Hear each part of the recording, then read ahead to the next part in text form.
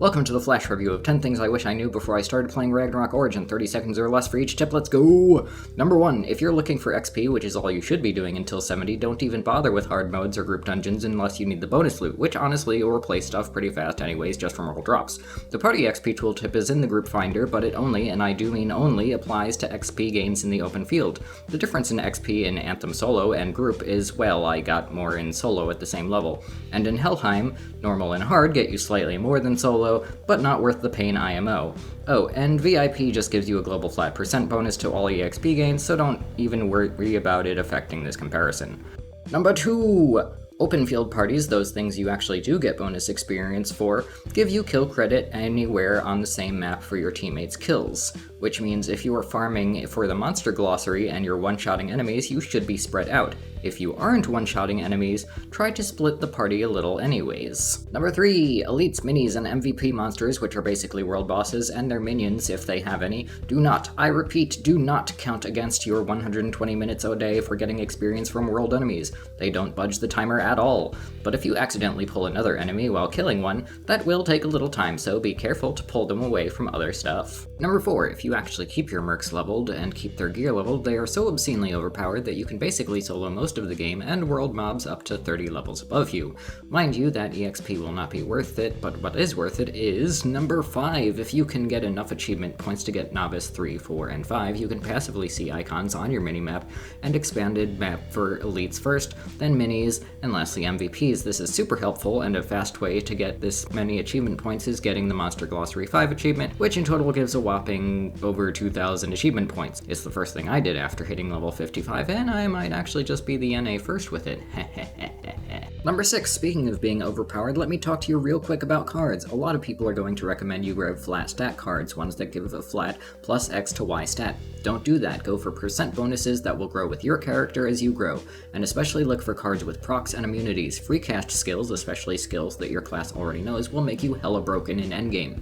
And to avoid getting scolded for your proc cards, like having 2x Sidewinders and 2x Hunterflies, make sure to toggle that setting that hides your gear from other players, as you can see here. Number 7, the game is pretty bad about teaching you this, but make sure to go capture, slot, and equip 4 pets.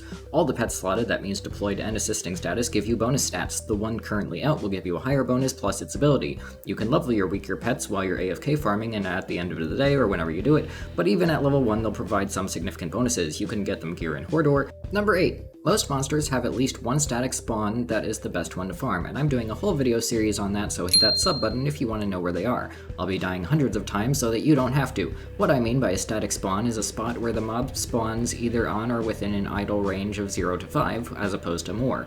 Also, if you click on the go-to mob in the monster journal, it will take you to the most dangerous and non-static spot, so beware. Speaking of hunting mobs, be aware of rally from party leaders. If you don't click the X to cancel it, it will force you to go to that player. This can be really detrimental to your health and sanity if you're AFK farming the way I suggested, but it can be good for taking down minis with a group. Number 10. Leveling everything gets you stats. Monster log, fashion log, mount log, etc. Pets, we covered that. Achievements, probably. So yes, in case you were wondering if it's worth getting level 10 in every monster in the game, it is. But probably just start with level 8 to get all the portraits. A lot of minis spawn once every 15 to 30 minutes, so you can get them to level 8 pretty quickly too. Make sure to store your fashions when you get new stuff, etc. Speaking of etc. Honorable mentions a few extra tips that are kinda useful but are very situation specific and you'll probably never even notice or use them. Number 11, you can actually over-level your mercs with books, and when you level up to the right level yourself, they won't automatically pop up with you. You still have to add another book to get that level up. Don't make the mistake I did and spend a lot of money putting books into your characters.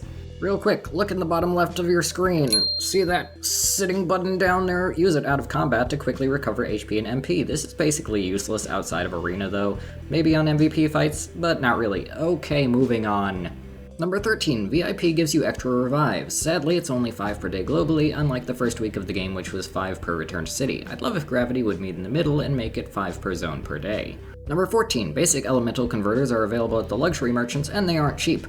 They can also be purchased through the shop system made by blacksmith characters, although the interface is a bit cumbersome because you can't see the element before clicking. At this time, it doesn't seem like you can buy other elements than the 4 basic ones though. And that's all. What did you think? Do you have any tips for sub-level 70 characters that you think I missed?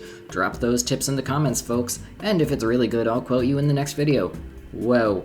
That was intense. It's hard to read my own script so fast with dyslexia.